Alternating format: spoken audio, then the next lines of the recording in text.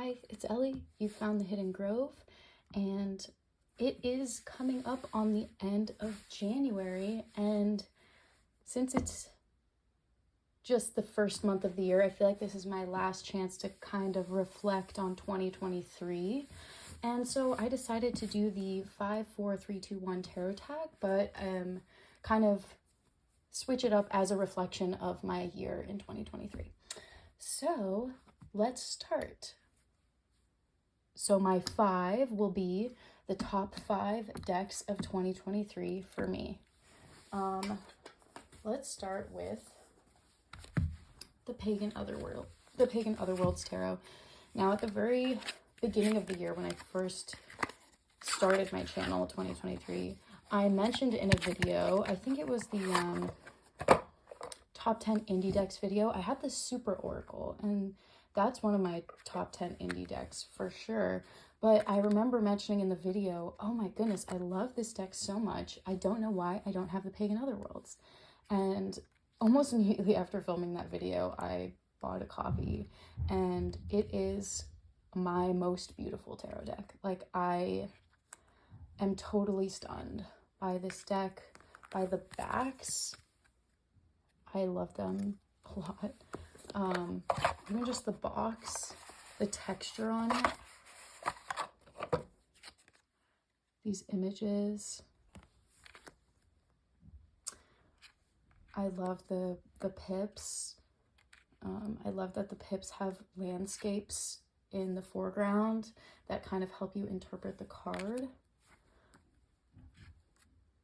Like our 3 of Wands, we still have the ships in the background that help you get that meaning. It's my most beautiful deck, and I got it in 2023, and it's just a deck I've been marveling about. I used it a good amount, and I am just so happy with this purchase. It was good. I mean, look how beautiful. I get so excited when I look at this deck. So that was the most beautiful deck of 2023. Now my most versatile deck of 2023, the Poesis Oracle. Poesis. I use this deck with everything. It is so versatile. It pairs with all of my tarot decks. If I don't ever know what to use with a tarot deck, or I'm doing a reading and I feel like it just needs some extra clarity, this is the first deck I go to. I always have it around. Even in my capsule collection, I've been pretty good about not using this deck in January. I've been sticking to my capsule collection, and I'll do an update video about that. But I always have this deck around. It is really versatile. It's great. I love the keywords. It doesn't evoke too much like negativity. It's just or too much positivity. It's kind of in that neutral ground. And the colors really help it pair with everything. It's awesome. Yeah, this deck is just so great. And I love the images. I love this off-white color. It's not as stark. Yeah. So that is my most versatile deck of 2023. Next is the deck I used the most to read for others. And you know, there were 2 decks on this list, but ultimately I wanted to show the Barbara Walker Tarot. The other tarot that I used a lot to read for others was the Russian Tarot of St. Petersburg, but I think I had more impactful readings with the Barbara Walker Tarot. This is just super straightforward deck. The imagery really gets to the point. I mean, the clarity of these messages was amazing for me whenever I would read for this deck. I took this on a trip I went with all of my friends to Cabo in the summer of last year, and I gave a ton of readings with it, and I love that it's in a tin. I can just throw it in my bag, and wow, they were intense, but exactly perfect for, I think, what they were looking for. So I love this deck. It feels very pagan and witchy, and oh, the colors in this card are just awesome. I love that. Yeah.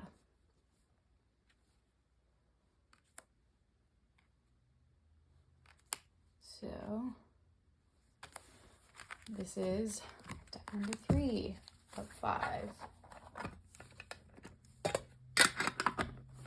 Next on my list is the Cosmic Tarot. Now, this tarot I got as a gift for my birthday in March of last year, and I love it so much. I love the imagery of this deck. This is actually the only one of my decks that I read reversals with, and I was honestly inspired by the backs to do that. I love how when the cards are upright, the backs show a sun rising. It's like a bright sun, and then if you flip it, it's a dark sun, almost like in eclipse.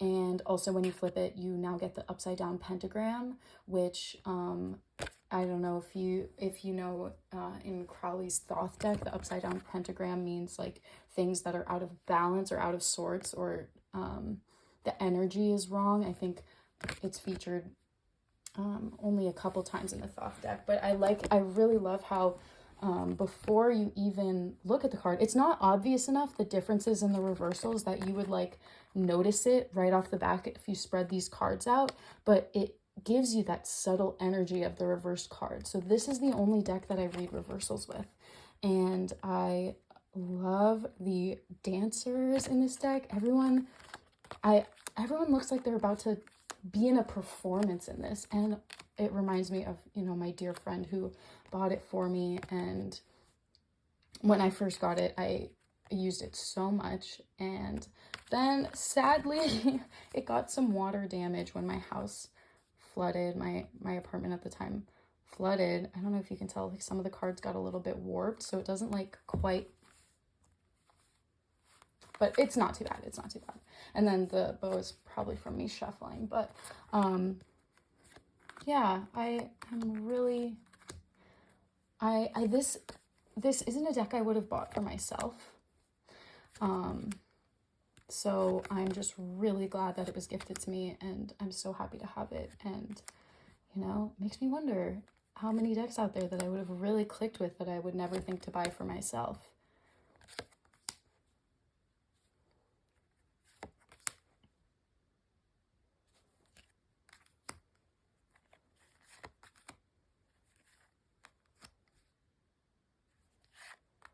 Yeah, and that is the Cosmic Tarot.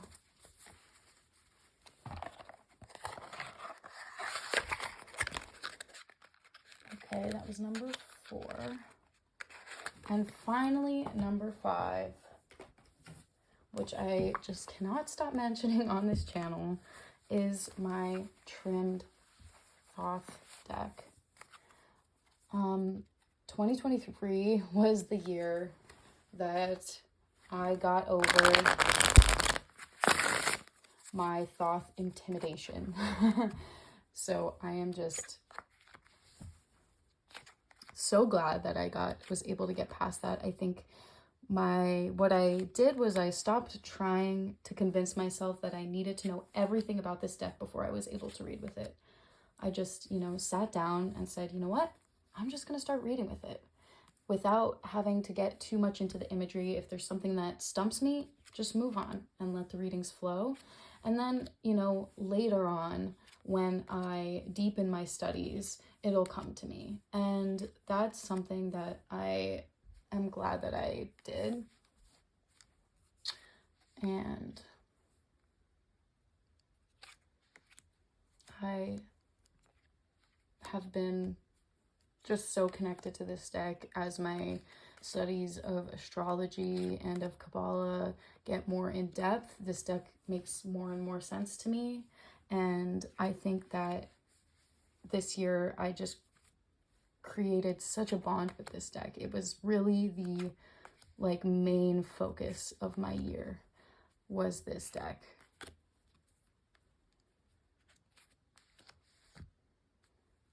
So I am so glad that I just released that feeling that I needed to know everything about it, and I pushed past the intimidation, because otherwise it is just, it's a gorgeous, gorgeous deck. The art is incredible, and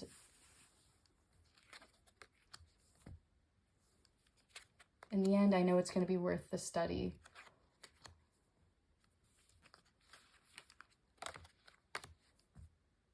All right, so those were my top 5 decks.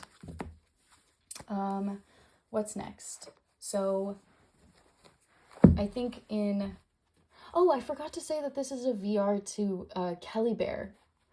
And I think in her original video, it was for tarot books or books related to tarot. But since this is a reflection on all of 2023 for me, I'm just going to give you 4 books that I rated 5 stars in 2023. So these are books that once I read them, I could not stop recommending them to people. They stuck in my head for the entire year, and even reflecting back, I just am obsessed with them, and I would reread them all. But the first one is Bunny by Mona Awad, and I loved this book. It was super weird. So the premise of this book was that this girl who's at a school for writers, I think she's studying poetry or writing or something, she encounters this group of girls with her that she's in all the classes with. They're almost like a little cult, and they call each other Bunny, and over time she becomes sort of indoctrinated into this cult. And without getting too much into it, because I think it's just a really cool read, and I don't want to spoil too much, but as the indoctrination happens, the writing style completely changes, and when she's in it, you feel like you're in a fever dream. Like, the writing changes with her mental state and with her, like, I guess, allegiance. It's really, really cool and weird, and there's some magical elements, and wow. I loved this book, even though it was probably one of the weirder books I've read. All right, next is Mistborn by Brandon Sanderson. Now, I love fantasy. I love sci-fi and fantasy, and I especially love books that have great world building, that I can understand not only the characters, but also the geography, the politics of the world that they're in, and sorry.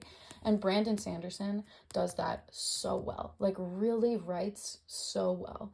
And what I love about his series, so this book, it's pretty beat up because I brought it with me everywhere when I was reading it, but this book is part of a trilogy. But the beautiful thing about Brandon Sanderson's writing is that each of his books could be a standalone novel. They all, start to finish, are satisfying, they wrap themselves up really well, and they're good enough that you want to read the next one, but you don't have to. They are good enough on their own to be a standalone. And I think that takes a lot of skill to get the amount of world building that he does in one book, just into the first novel in the trilogy. So I can only imagine it gets deeper and deeper. I have the second book. I'm excited to read it. I've been kind of sidetracked with my reading. But this book was so amazing and made me a Brandon Sanderson fan, so I very much recommend it. Okay, the third book I'm going to talk about was a audiobook that a sci-fi novel that I literally recommended to every single person that I talked to about books, and it is Project Hail Mary by Andy Weir, the same author that wrote The Martian. This was an amazing audiobook, and I loved it as an audiobook specifically. I don't think I could have read this as just like a novel, like written pages, because it is sci-fi, and it is explained in a very scientific way. The book has all of this kind of jargon that I feel like I needed to be read to me, that I couldn't quite decipher myself if I was trying to read it off the page. So having that like told to me rather than trying to like read it myself was really helpful, and also just made me so much more invested in the story, without getting too much into it, because it's really just, if you want to read it, it's amazing to like discover for yourself what it's about. But basic premise is that the heat of Earth's sun begins to disappear, and the book unfolds from there, discovering what it is and how to fix it. So that was Project Hail Mary, an audiobook that I loved. Also, there's one character in the book that speaks in musical tones, and in the audiobook they actually play the tones of the voice, and so you hear that like musical voice as it's described in the book, and I just think reading it wouldn't have given me that same impact. So I loved the audiobook. Okay, fourth book is The Bell Jar by Sylvia Plath. Wow, I didn't read this for a long time. It was on my list, and for whatever reason I just was putting it off. But wow, I thought this was a really powerful book. I thought it was, the way that it describes depression and experiencing what feels like just mental illness that you can't understand. It was really powerful. And, you know, I've had my own things in my life that made me relate to this book a lot, and I think it was a real insight into the brain of someone who, I'm gonna get emotional if I talk about it, but it was really amazing. And I loved the main character, Esther. She is so smart and has so many like matter-of-factly hilarious things to say about the world, and I think she just sees the world from a perspective of someone who's struggling to feel, and that was really great to read. This was originally a library book, but I loved it so much that I bought myself a copy. So this is my brand new copy of The Bell Jar, and that just shows how much I loved it, that I went out and got myself my own copy. I do want to mention one more book, just as an honorable mention, that was also 5 stars and just so amazing.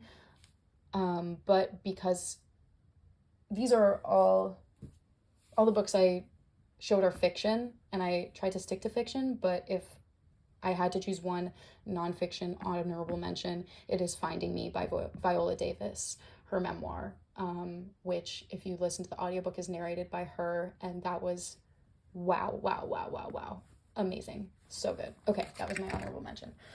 Okay, next is, okay, so we did 5 forward, now we're 3 tarot spreads. So I'm gonna use my Pagan Otherworlds for this. You know what, do I not have a lot of space on here? You know what, I'll use the Barbara Walker since it's smaller. So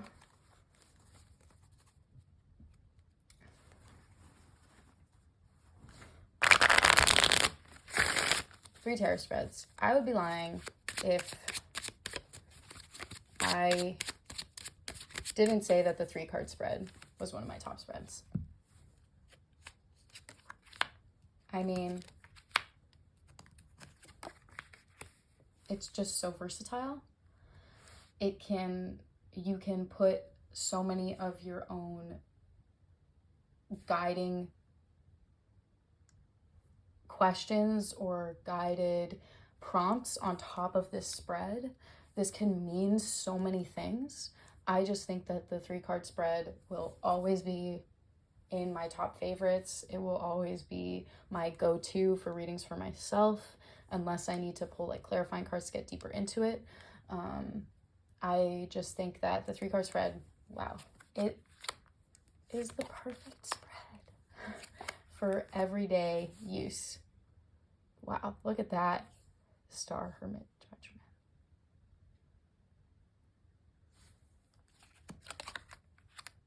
So yeah, I know it's kind of boring, but we're getting a lot of powerful cards here right now. Move this out for a second. I'll talk about that in a minute, but yeah, 3-card spread. And then, so that was the spread I used the most all year, and in readings for myself, that's always my go-to. And even sometimes just a 2-card spread. I feel like 2-card spreads are better for like direct questions, and 3-card spreads are better for like general emotional asks. Okay, and then the spread I use the most to read for other people is a half of a Celtic cross. So this isn't all fitting. But I use the formation of the Celtic cross, and then based off of the question they have, I'll add my own spin on what each of these placements mean. So the central card is always querent, yourself, and then what's crossing your path. And then based off of what their question is or what they're curious about, I'll kind of switch around what these different placements are referring to. Like this might be what's lifting you up, what's pulling you down. This might be your subconscious and at the forefront of your mind. This could be past and present. I mean, past and future. This could be what you're leaving behind and what you're picking up. This could be, you know, a relationship between 2 people. I just love mapping different meanings onto this specific spread. I think it's so versatile. It works the best for me for reading for others. And also this spread is great if someone doesn't, I feel like a lot of the time when people ask me for readings, they don't have a specific question. So this is just a really good, like, what's the vibe spread also. Just like, here's you, and here's something crossing your path. That's a really easy jumping off point for a bigger reading, you know? So this is great. And then my favorite spread of the year that was like more of a unique spread, I have to find. Okay, so this spread is from this book, A Small Collection of Specialized Spreads. This book you can find on Etsy by the same people who sell the vitriolic tarot. Yes. And I loved this harvest spread for the end of the year. So at the end of the year, I did 2 spreads. I did my year ahead spread, which was the 12 cards, one for each month. But I also did this one because I feel like year ahead is good for not really looking forward. It's good for throughout the year reflecting back, if you know what I mean. Like when you're doing your year ahead spread, you're not really thinking ahead to December when you pull the December card, you know? The year ahead spread is great when you track those, you write them down, and then after the end of each month, you look back at the cards you pulled and you think, okay, how did my month reflect this? And I wanted something that would more give me an overall kind of intro to the year, what I'm looking for, what my main message of the year is going to be. And this harvest spread by Coleman Stevenson was perfect for that. So the first card is the card of the current year, which in that case was 2023. And then at the other end of the spread is next year's card, which is 2024. And there are multiple ways to do this. In the instructions, it says you could either calculate this numerologically or you can just pull 2 cards from the majors of the deck. So I ended up doing the numerologically and also pulling 2 cards. So I did both, but and then the middle cards are like your pathway from one year to the next, to harvest, to clear away, and to seed. So what you learned and what you're going to harvest forward, to clear away what you need to get rid of for the next year, and to seed a new idea you need to plant. And this was, I just thought it was so great, and I really enjoyed doing this spread. And I also pulled some oracle cards to clarify all of my pathway from one year to the next, and that was great. So yeah, harvest spread. And I also love this book specifically for finding spreads. So, okay, what's next? we did 5, 4, 3. We're on 2. And for 2, in the original video, Kelly Bear said 2 bits of like tarot paraphernalia. But I'm going to show you 2 of my dolls because they are awesome and I've never featured dolls on this channel, and I just thought it would be cool to show you because I moved last year in 2023. In the middle of the year, I moved into a house with my sister and my fiance, and I brought my dolls with me, and I loved setting them up in the living room to watch over the space, and they are a key feature of me getting settled into my new house. So I'm going to show you them. They both are from Etsy. They're like custom painted dolls, like repainted dolls. The first one is a repainted Monster High doll, and she is a sun fairy, and she's just so beautiful. I named her when I first got her, but then I forgot her name. So yeah, she watches over me though, and my sister thinks she's super creepy, but I think she's beautiful. And she has her stockings, and look at these beautiful iridescent wings. So yeah, I have to remember what her name was. I think I wrote it down somewhere, and I can't believe I forgot it, but you know, my year has been chaos. Oh no. Okay, well, I'll fix that. Don't look. Okay. And then next I have my cyborg doll. So she is a repainted Nova doll, Nova something like that. Nova alien doll, and she is a cyborg, and she reminds me of a series I read when I was in high school. In high school, I read this fantasy series called Cinder. It's a retelling of Cinderella, except Cinderella is a cyborg. And yeah, I got this doll because it reminded me so much of her. So I guess her name is Cinder. And yeah, there she is. Look at her shoes. She's just so cool. She has wires all wrapped around her. She has this cool hair. Yeah. Okay, so those are 2 dolls. And we're on 1. So 1 in the original tag is 1 card you wish to embody.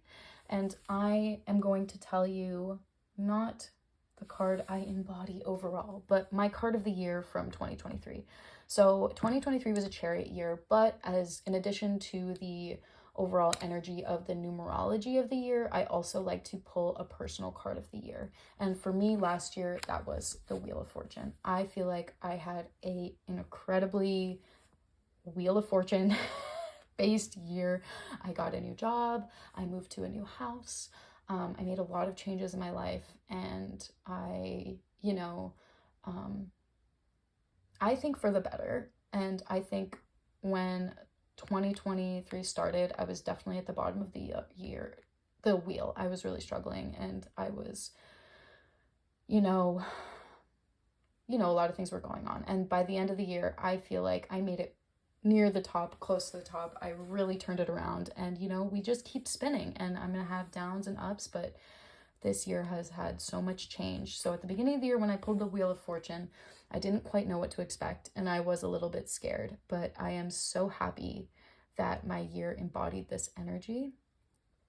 And my card of the year for 2024 that I pulled, in addition to the numerology, we're in a strength year, but my personal card that I pulled was the Death card. And I feel like after so much transformation, that makes a lot of sense to have this transformative experience and reflect on it this coming year to see what I need to clear away, and to see what parts of my year last year worked for me, what parts didn't, and all that change, which parts of the change were for the better, and clearing away what wasn't. And so I had a Wheel of Fortune year in 2023, and I'm looking forward to a Death year. Let's find that card. Oh, yeah. So with that, yeah. Okay. Bye-bye.